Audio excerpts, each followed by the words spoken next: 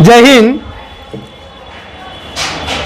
आज हमारी कक्षा में एक महत्वपूर्ण बिंदु पर चर्चा हो रही है। क्वेश्चन है नारी शिक्षा पर प्रकाश डालें। इसके कुछ प्रमुख बिंदु हैं जो मैं पहले से ही वर्णित कर दिया हूं।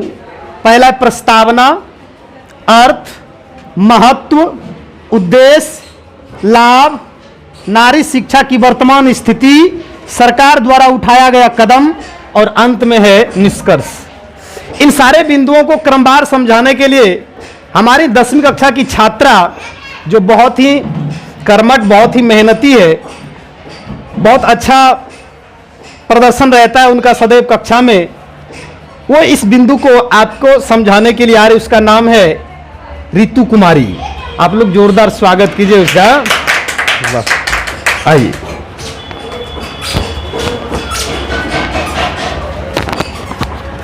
ऐसा लगाएंगे? कैसे लगाएंगे?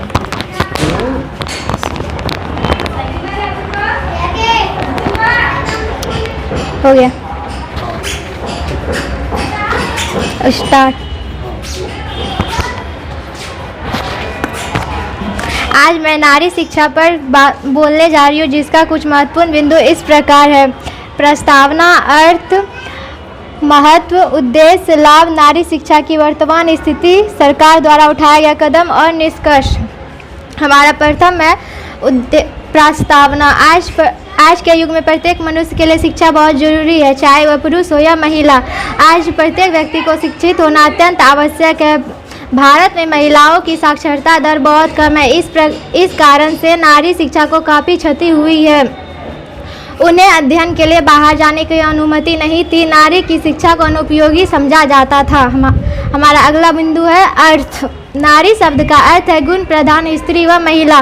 नारी शिक्षा नारी को शिक्षा से जोड़ने का एक साधन है। नारी शिक्षा नारियों के लिए बनाई गई एक शिक्षा प्रणाली है जो देश में पुरुष साक्षरता के साथ साथ नारी साक्षरता को भी बढ़ावा दे रही है। हमारा अगला बिंदु है महत्व। किसी भी समाज या राष्ट्र की प्रगति के लिए नारी शिक्षा का विशेष महत्व है। नारी शिक्षा प्राप्त करके ही पुरुष के समान सम्मान और आदर का पात्र बन सकती है। हमारा अगला बिंदु है उद्देश्य। नारी शिक्षा का उद्देश्य एक नहीं बल्कि अनेक है। नारी शिक्षा प्राप्त करके नारी आत्मनिर्भर बनेगी। उसमें खुद पर भरोसा करने के गुणों या स्वावलंबन होने का विकास होगा। हमारा अगला बिंदु है लाभ। नारी शिक्षा प्राप्त करके नारी आत्मनिर्भर बनेगी और स्वावलंबन के गुणों से युक्त होकर पुरुषों को चुनौती दे सकती है। आज नारी शिक्षा प्राप्त करके ही समाज में सुरक्षित है और उन पर कोई अत्याचार नहीं कर सकता। हमारा अगला बिंदु है नारी शिक्षा की वर्तमान स्थिति। भारत में नारी की साक्षरता दर पहले की अपेक्षा काफ़ी बेहतर हुई है, परंतु पुरुष साक्षरता की दर में महिलाओं से काफ़ी आगे। पुरुषों की साक्षरता दर जहां 82.14 है, वहीं महिलाओं की साक्षरता दर 65.46 है। हमारा अगला बिंदु है सरकार द्वारा उठाया गया कदम।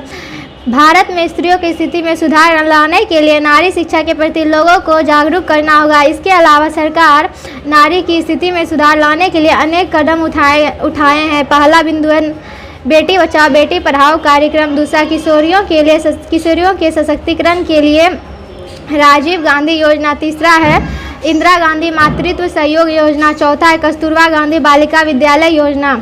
अतः हमारा अंतिम बिंदु है निष्कर्ष। लड़कों की तरह लड़कियों को भी विभिन्न प्रकार की शिक्षा देना जरूरी है। उनकी शिक्षा इस प्रकार से होनी चाहिए कि वे अपने कर्तव्यों को उचित तरीके से पूरा करने में सक्षम हो सके। अतः अब यह कहा जा सकता है कि नारी की शिक्षा को अब अनुपयोगी समझा नहीं जा सकता। Thank you.